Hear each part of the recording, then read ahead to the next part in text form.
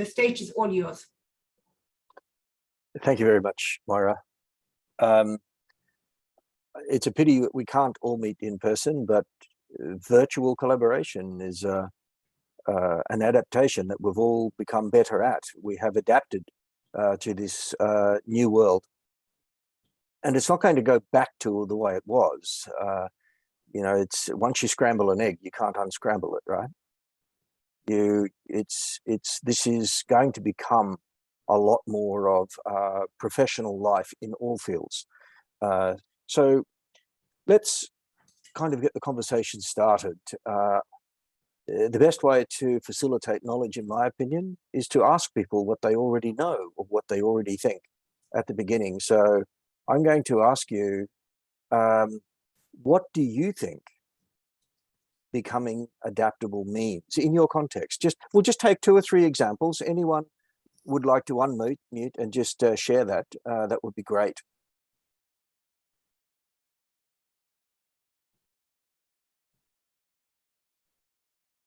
People are shy, right? People are always shy in a large group. There's no need to be. We're all friends here, right? We're knowledge professionals. And if someone wants to share, but on the chat, it's okay as well. We have always, because we're in virtual collaboration, 2 ways to speak, with our mouth or with our fingers. Hey, this is John. I'll jump in. So thanks, Arthur. I think of it as adaptable as basically people have predefined risk plans, and you inherently cannot predict everything that's going to happen. So the question then is, when you're faced with a situation that you have not already pre-planned and built a planning function around, if this happens, do this. If it's a blue screen, reboot. I mean, we have so many of these things in our lives and at work that we get used to this if-then logic and really don't know what to do with an acceptable time frame to overcome a change when it doesn't fit into that. So I think of it as being able to recover from those situations. And in my language or map of story structure, it's the ability to not just act in the half pipe, but to move through the entire story structure in an acceptable time frame. Yeah, no, very good points. Thank you, John. Thank you for sharing. There's a couple of points, aspects of your point in particular that I think are really important and will come up again later in our conversations. One is about the unpredictability, you know, becoming more confident to make decisions when you don't have all of the knowledge that you feel you need to make that decision. And life, both professional and personal life, is becoming more and more in that kind of circumstance. And you see terms like VUCA and that shown around, and we are dealing a lot more. And when you put, you know, like a war over the top of a pandemic, over the top of, you know, uncertain economic times, you know, over the top of, you know, higher inflation but lower interest, all of these things are really making it very complex for people to make the decisions and to act with certainty. And of course, when there's uncertainty, you go back to, what do I know? But because the situation is constantly changing, what you know from prior is not necessarily what you need to know going forward. And that makes this whole thing very interesting. We'll touch on a bit more of that later. Thank you. Just one more before we move in. What does becoming adaptable mean to you? Maybe a different perspective on it.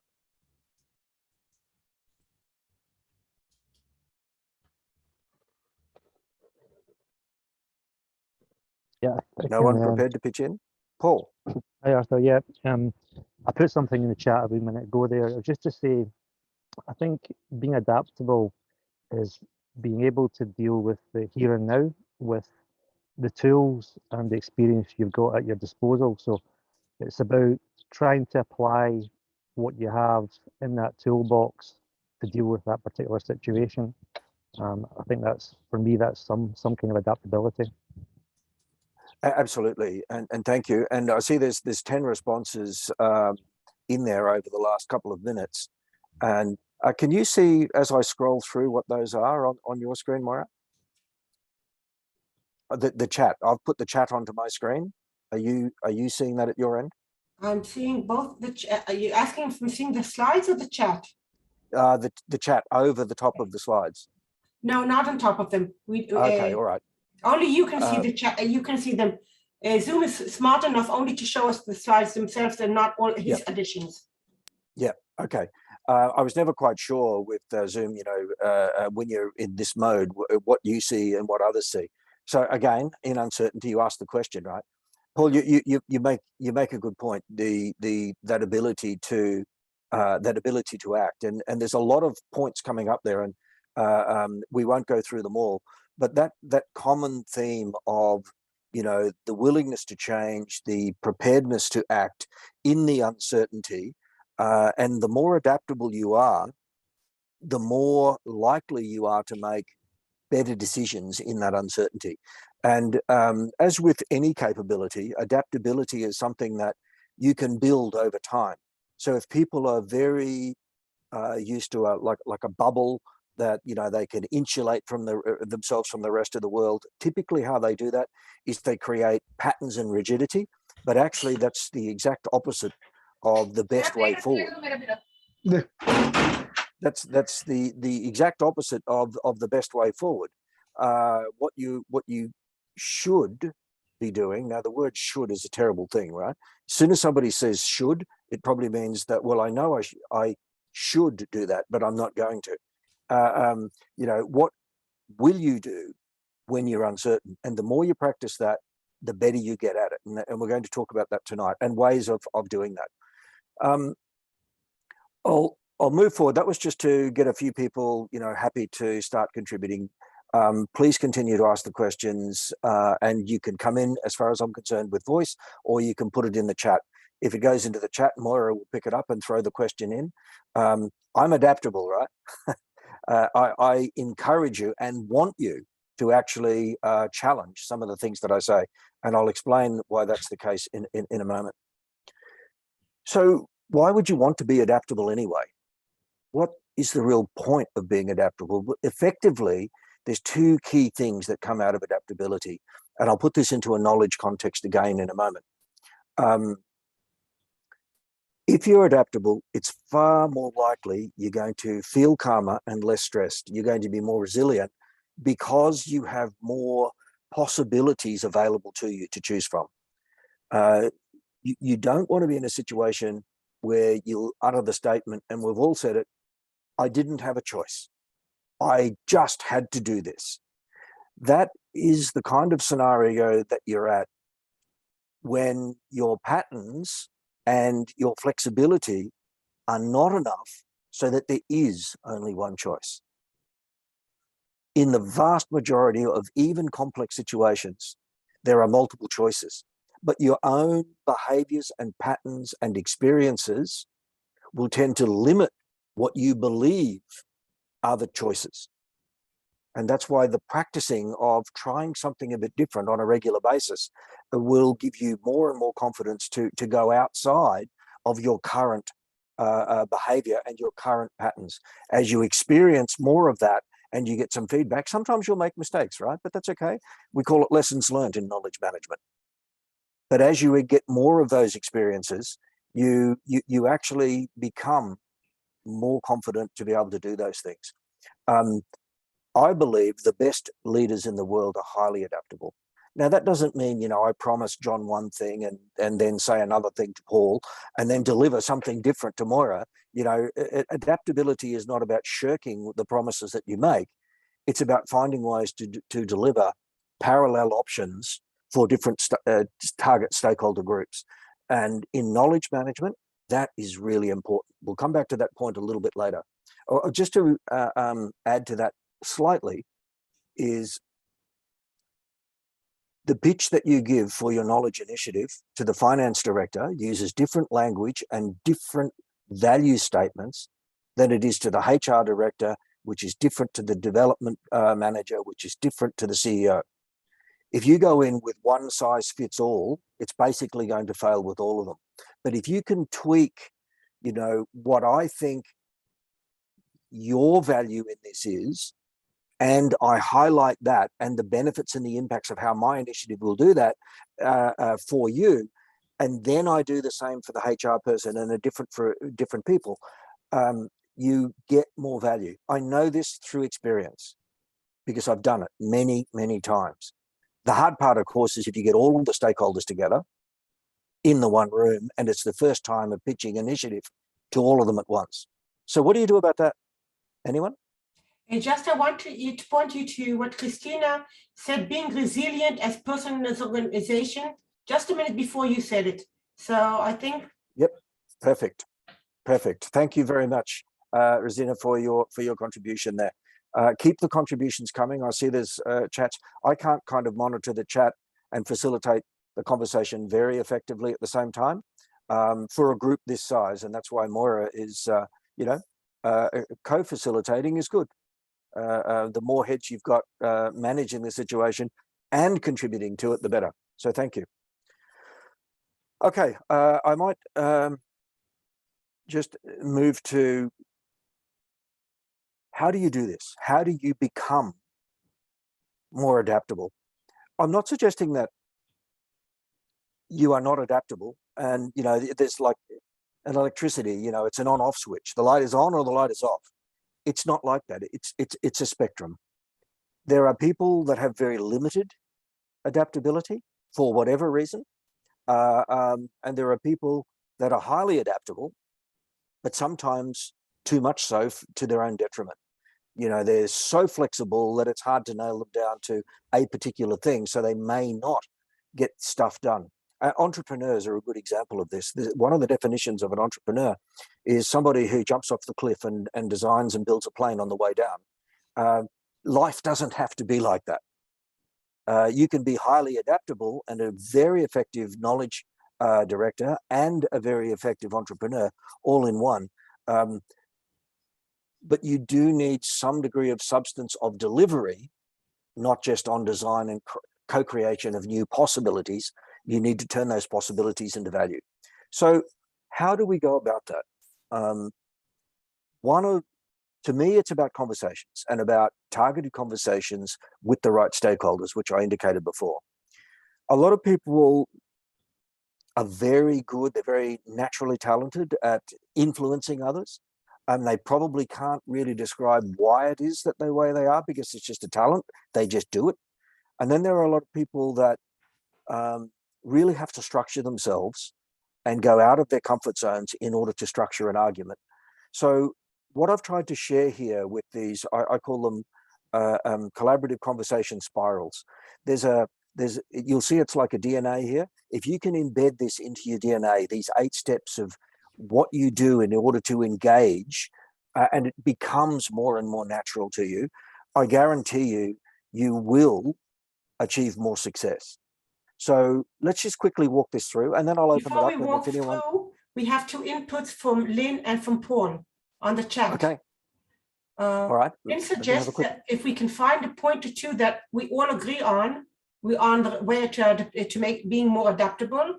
And Paul suggests that always try to work out what's in it for your audience before presenting your approach, in order to ensure it resonates with certain groups when they go away to think about what they've heard.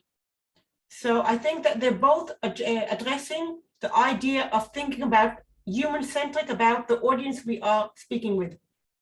Absolutely. And every audience, if you want to use that word, is different, right? And if you're having a speaker audience relationship, the content tends to be more one way. But if you're actually having conversations, it's more interactive. And I know in this situation here with, where we've got, 55 to 1, it's harder to make it interactive. And we've got a couple of activities to include you in. But if you can make an interactive engagement and you do it through this 8-step cycle, it's actually far more valuable to everyone involved. So we'll quickly touch on this. And what you can see is that this 8-step cycle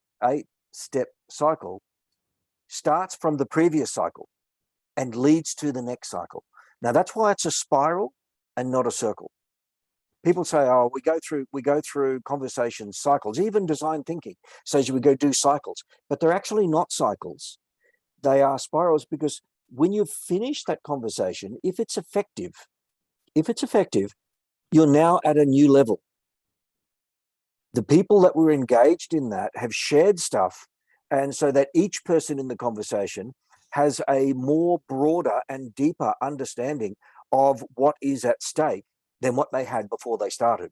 So when you end up through a cycle, you're now at this higher plane. You've gone from here to here, and then you know what you need to discuss in the next one. And this is kind of thinking is built into design thinking to an extent, or agile for that matter. You know, you're going to co-create new understandings by sharing the perspectives, which takes you to the next level, which better informs you at the start of the next cycle. So the 8 steps, first of all, which what one of the people on the chat just said, acknowledge the differences. Ask a question, you know, find out what people think, as I did when we started this session. So what do you think it is? And then we start to talk about that. If we just assume that, you know, there's one expert preaching at 55 other people, you know, that's crazy. But if we say, look, there's a lot of really good people here, we can share some ideas, let's acknowledge what we already know. And in particular, the point that was made in the chat, let's acknowledge the differences. Yes, let's find the things that we have in common, but also let's find the things that we see differently. I'll come back to that point. It's a very important point that I'll come back to in a bit. So if we can acknowledge the differences, then, and we're prepared to respect each other's points of view, then we can start to converse to explore that. Say, oh, really, John? That's kind of a different way of seeing it. I'm interested to understand why you do it that way. Is it your culture? Is it your context? Is it your experiences? You know, so instead of saying, no, John, you're wrong, you, by that acknowledge, respect, and converse, then you can inquire as to why that difference is there. And this is where a lot of people can learn a huge amount just by taking the time to hear someone out, to listen to what they're saying, to see what is different about that. Now, if you're rigid and you're not adaptable, you say, no, that's not right. But actually, if you've got a bit of adaptability, you could say, okay, that is outside the realm of my experiences and it's unfamiliar to me, but I'm prepared to listen a little bit further because there could be an opportunity to learn. That's a really important point, which we're going to roll back to a little bit later after we've had a bit more conversation. By opening the mind to those differences, you've now created the opportunity to adapt. Say, oh, that's a new way. I think I could do something with that. That enables you to become more capable. If you've got more than one option, if you take that to multiple options each time and you've got the confidence to deal with that uncertainty or unpredictability, what happens is then you start to engage in collaboration with those people around the differences. Oh, they do it that way in the US. That's interesting. Now, maybe that won't quite work here, but we could take those elements and build it into what we've got. It's not throw everything out that you've got.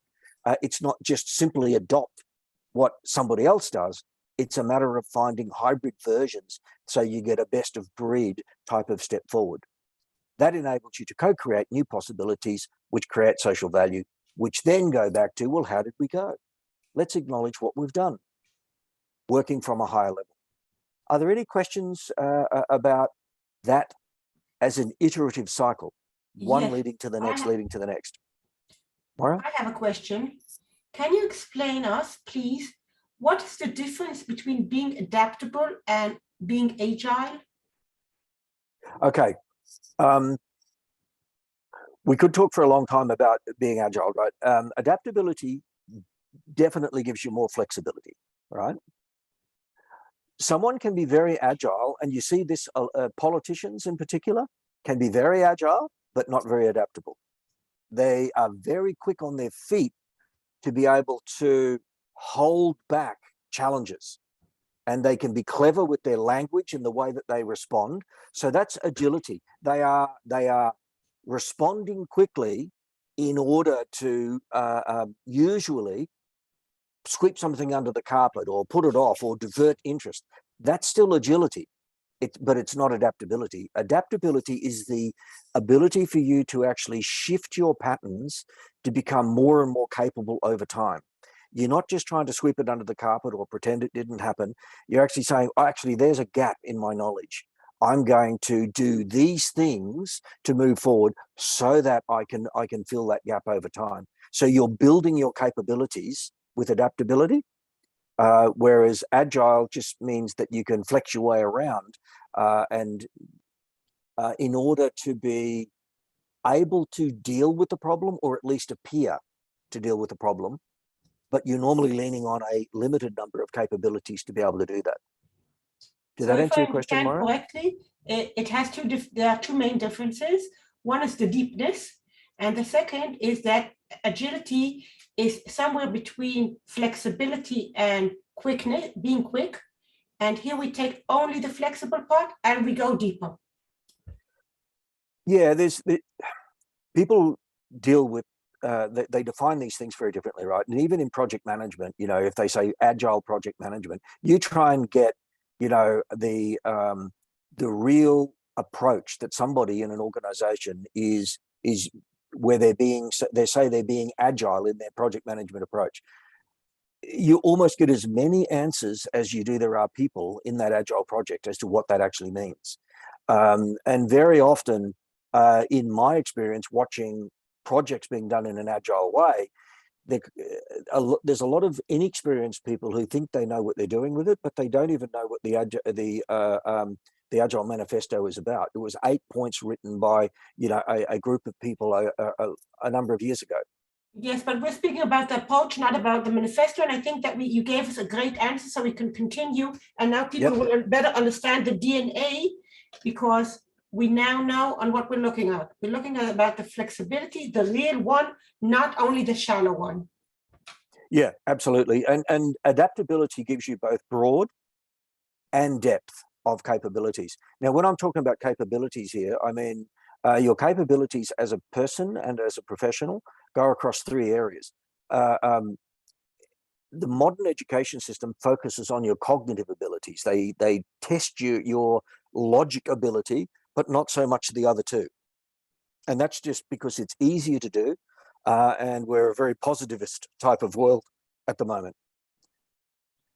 The other 2 areas are far more important for adaptability in particular. So logic comes from education. It's about knowledge, and it's about knowledge transfer and knowledge sharing and knowledge creation. It's about the thinking aspects of your capabilities. Critical thinking is a great example of a capability that's within your cognitive domain. The next domain is the skills domain, or the psychomotor domain. This is where you've got the ability to apply that knowledge in a context in order to create value. So, you know, there are plenty of very knowledgeable people, but they're very academic and theoretical, and they don't know how to apply that knowledge in order to create value. They might tell other people what that knowledge is, but that doesn't mean that they can apply it. Like, I know the rules of cricket, but I'm not an expert cricket player, or any sport. You know, I mean, you may be an expert in the rules, but not necessarily a good practitioner of it. So that second domain is your ability to apply your talents and skills to physically make things happen. The third domain is the most important one of all, and it's largely ignored by the education systems and by coaching. And that is the behavioral domain, or what they call the affective domain. Your ability to understand, this is where your EQ comes in, your ability to understand how to read the room, how to engage others, to understand, you know, reading their faces, to know when to talk, when to listen, you know. And this ability, actually, there's plenty of research now that shows that your EQ, your affective domain capabilities make you a far more effective leader than what your cognitive does. But when you're doing capability development, you want it to go across all 3: cognitive, affective, and psychomotor, the knowing, doing, and being, if you like, of your capability. Your conversations with other people actually address all 3 if you're doing them well. They don't just focus on one or the other. Your education, traditionally, will have focused mainly on the cognitive. Okay. Yes. So I want to give you a good example of what adaptability over time is, and then we're going to go into a little poll and an activity as well, so that we can get more interaction between people. As most people in the KMGM are aware, there is a program called the ACE program, the Accelerated Collaborative Experience. It's something that has been in partnership with the KMGN, and Moira's been a good supporter of, education programs like we're doing now.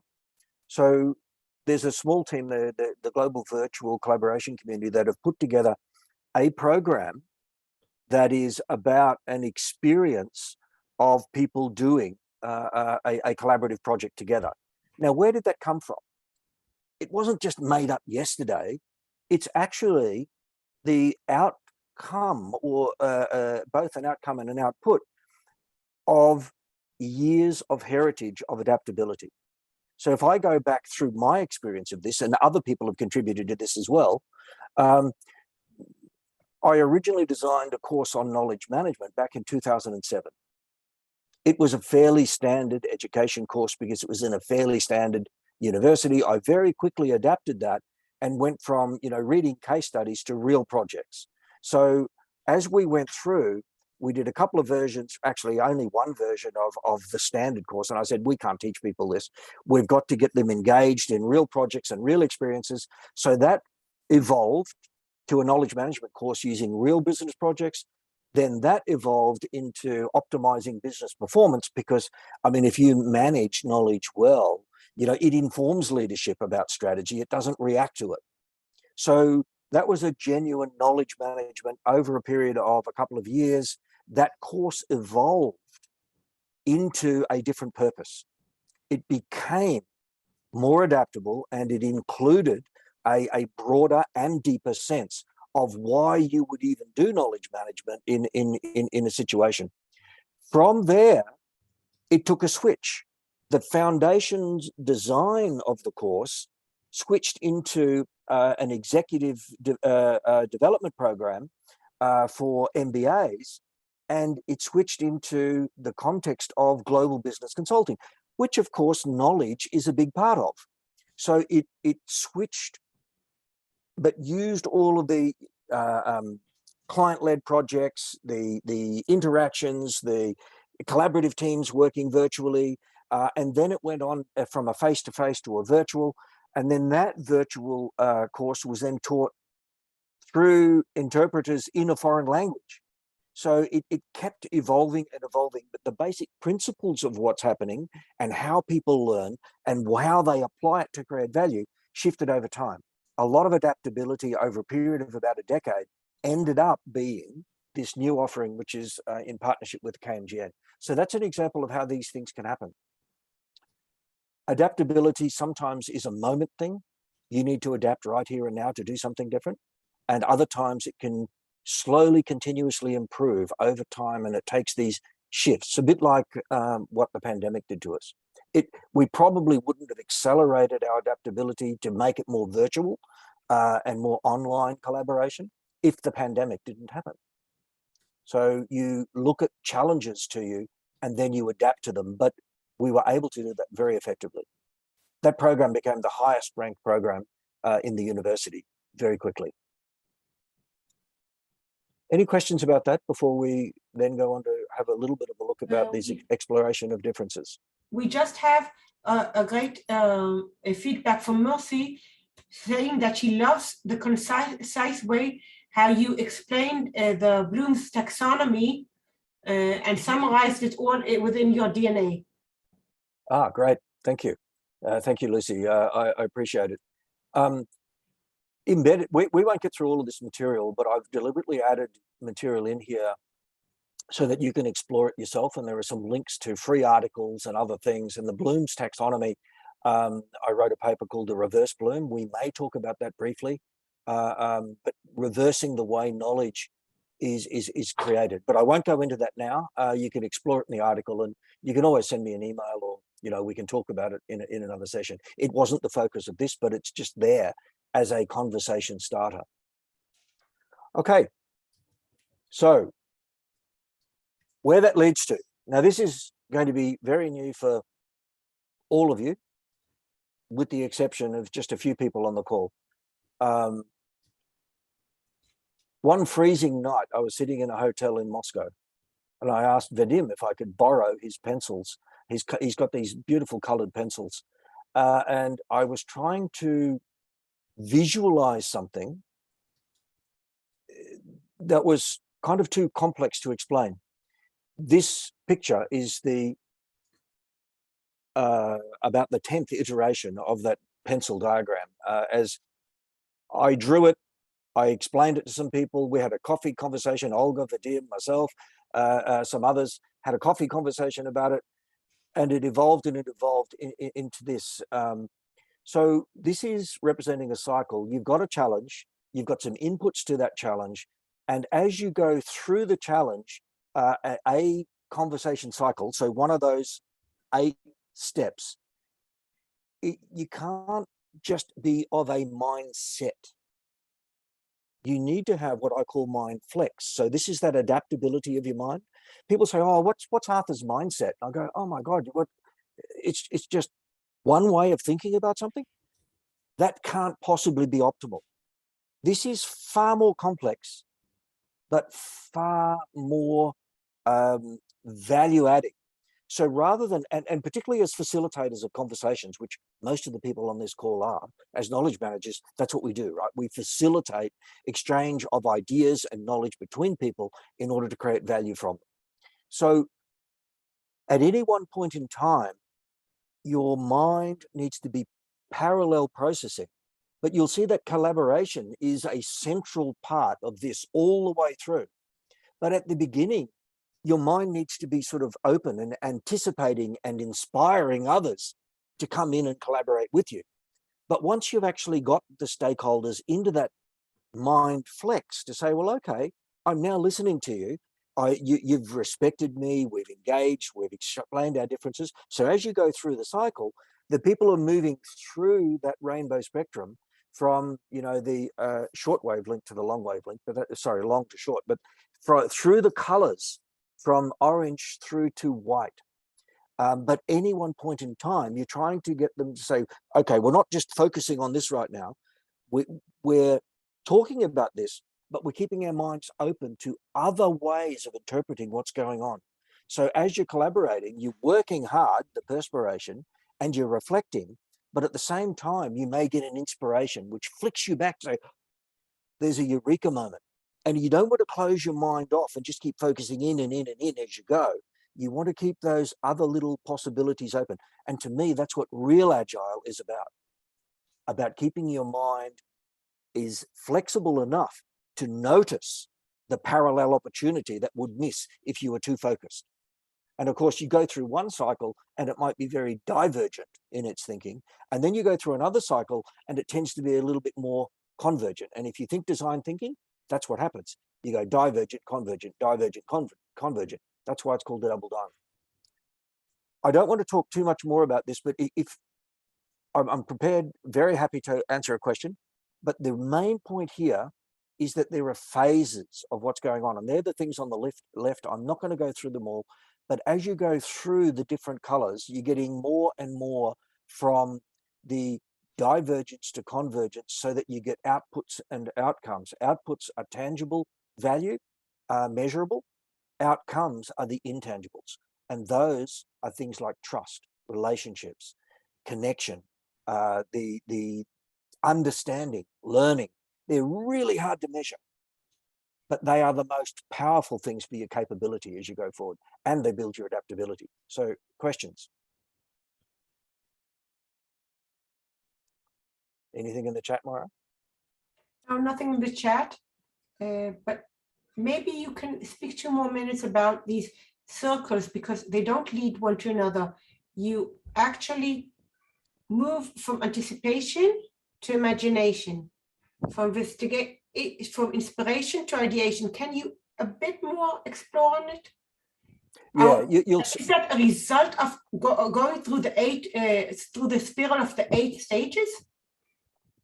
What's actually happening is you're really trying to keep your mind parallel processing with little elements of them all. I'll just come back to you in a moment, Paul, when Yes. I've answered Moira. So you are doing all of these things at once, but the proportion of your mind space that's taken up early on in anticipation and inspiration are much higher than reflection and prioritization. You're not really prioritizing yet because you're going into a set of opportunities. But as you go around the cycle, you're doing less and less anticipation and inspiration. And through your collaboration and work, you're starting to reflect. And then you start to generate a number of possibilities that need to be prioritized. So you're doing all of those. And as you come around the far right-hand side, you know, there's far less anticipation and inspiration, but you're still collaborating. But see, innovation then is an outcome of actually going through the cycle, bringing the ideas together, and that's the thing that drives the innovation. At the beginning of the conversation, you're not innovating. You can only innovate once the ideas start to develop through those interactions. Paul? Yeah, thanks, Arthur. It was just the colours that sparked a memory, I suppose. When you think about insights, you know, like cool blue, fiery red, all those kind of things, they can mean someone's quite neutral or a lateral thinker, those kind of things.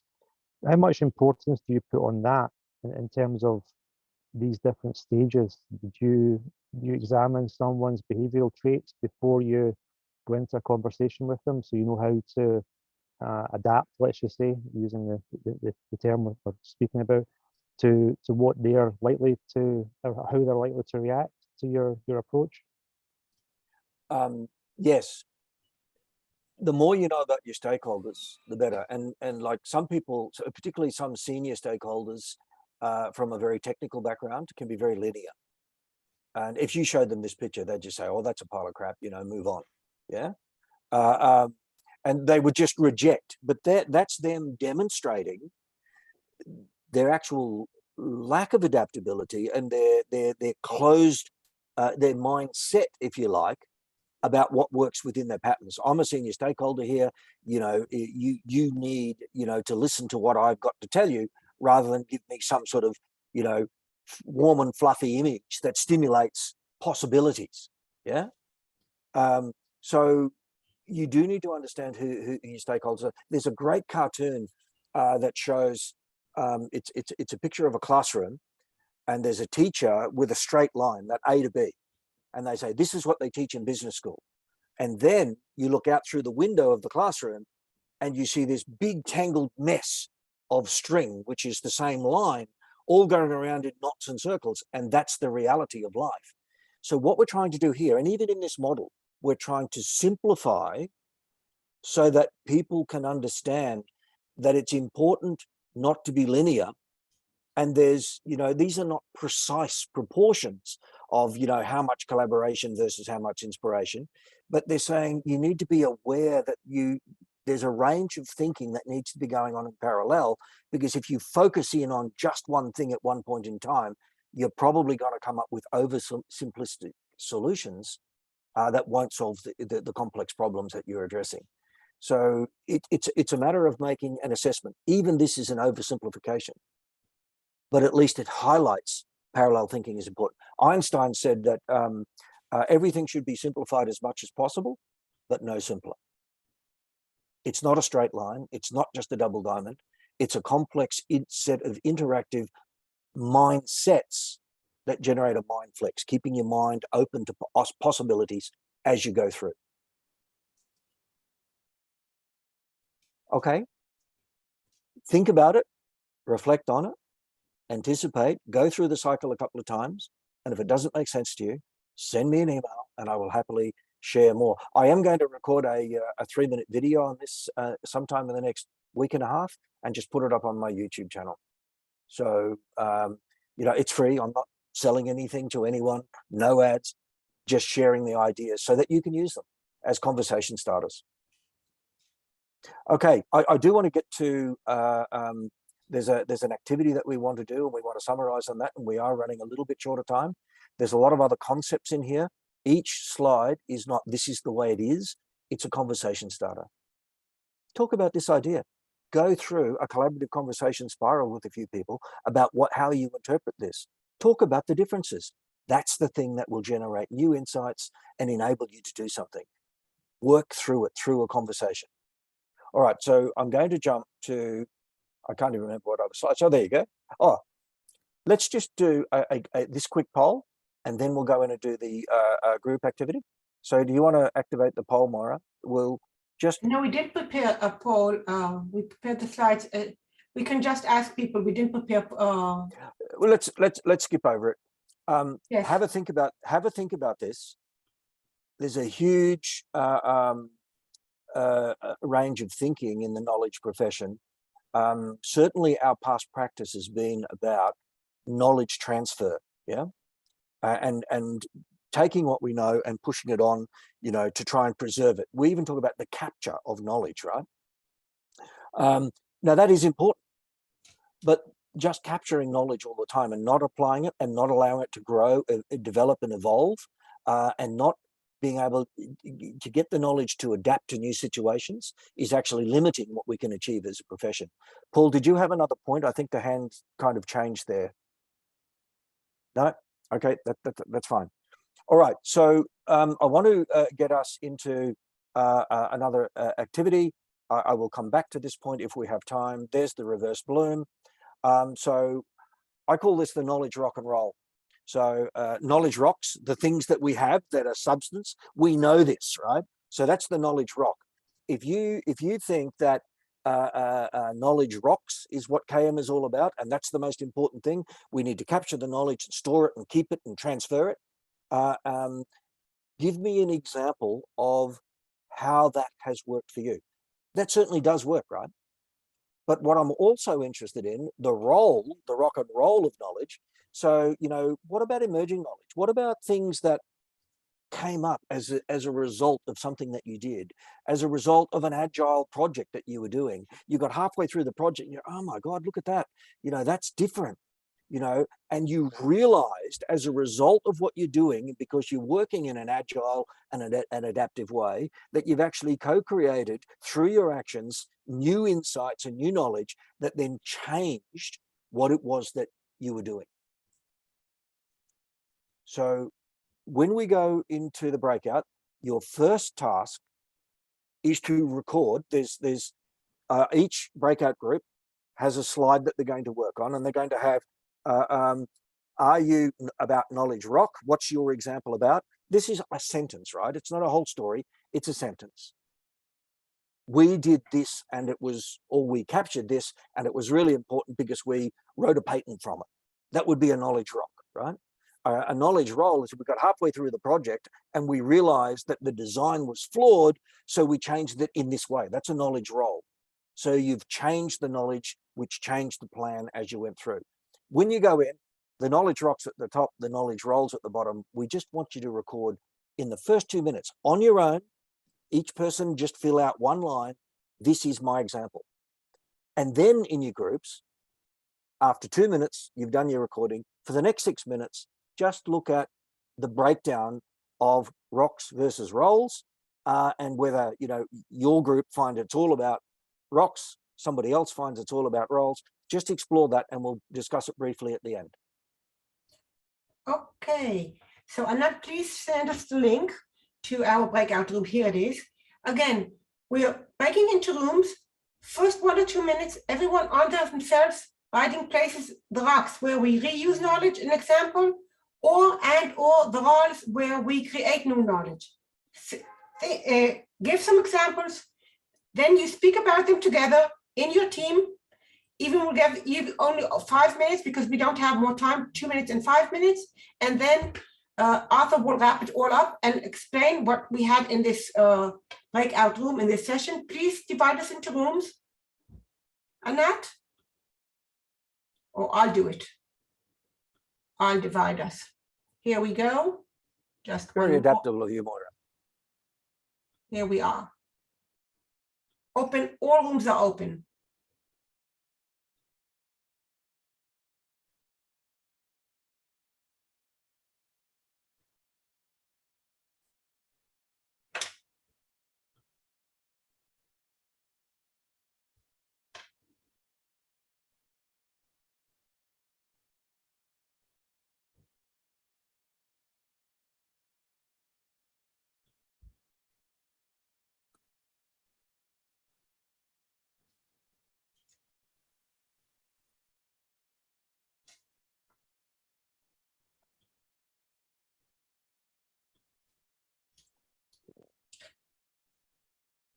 Moira, it appears that there's still some people in this. Oh, there are always some people who left for a few minutes and it takes them more time to move to the rooms, or they don't even move. But I see that we have several of these, but most of the people are already in the rooms and they are walking, as I can see. You can see that as well. Yeah, And you can I'm see watching the names of the people who's on each room.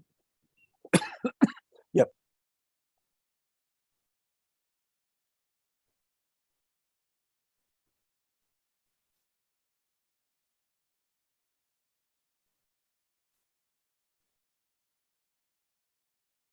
Room 2 seems to only have one person in it. So I move, I'll go to room 2 and move him to some other room. Just a minute. I'll check it.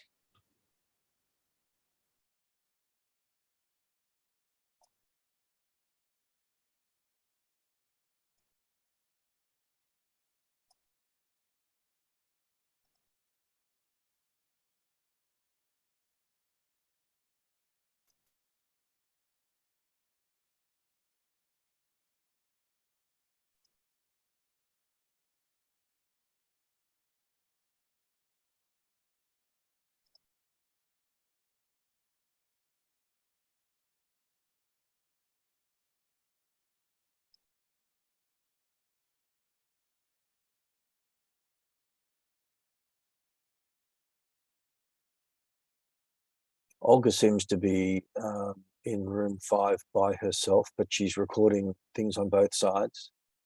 So when it comes to discussion time, maybe she needs to jump with somebody else.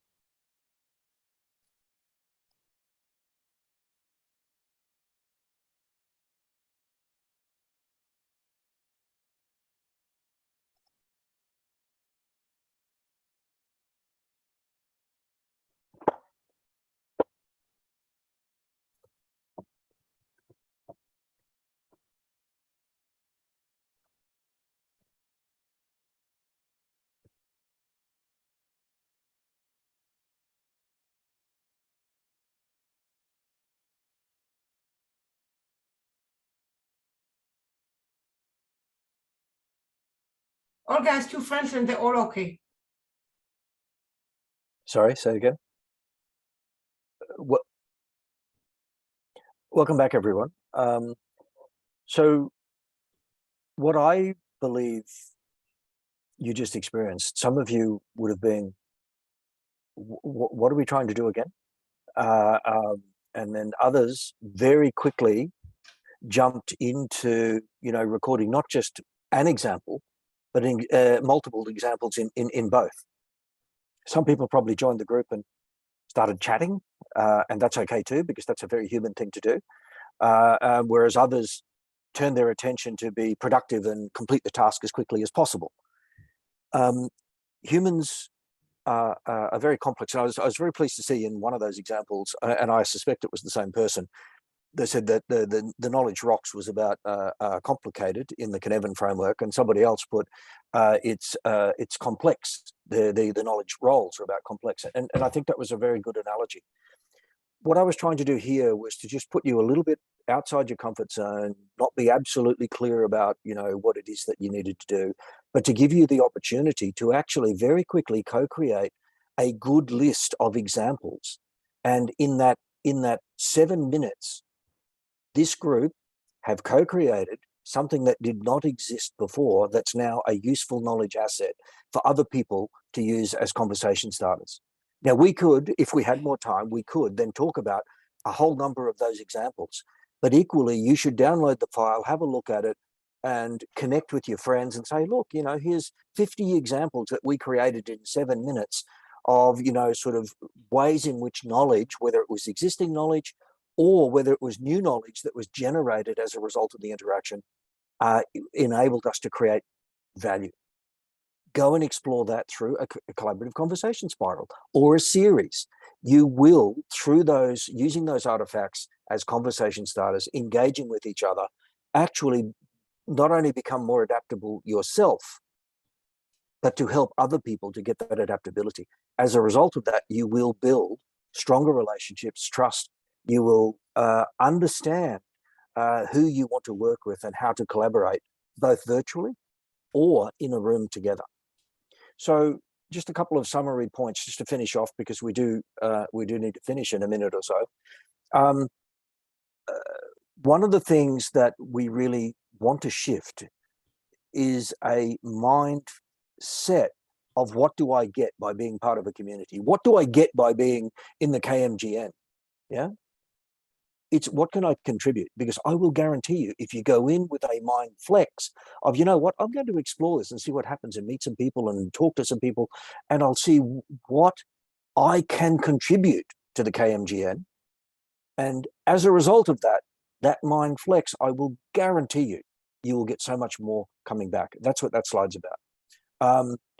I'm not going to talk about competition and collaboration. So the example that I try to get in people's minds, and I used this in South Africa many years ago, but you know, when we compete, we are fighting over pieces of the pie, you know, whether it's the budget or the attention span or the media or the likes or whatever it is, we're fighting over pieces of the pie. But it's the wrong mindset. If we were of mind flex and we were adaptable and open, it'd be, how many pies can we create, and let's build a bakery. So you change the framework completely.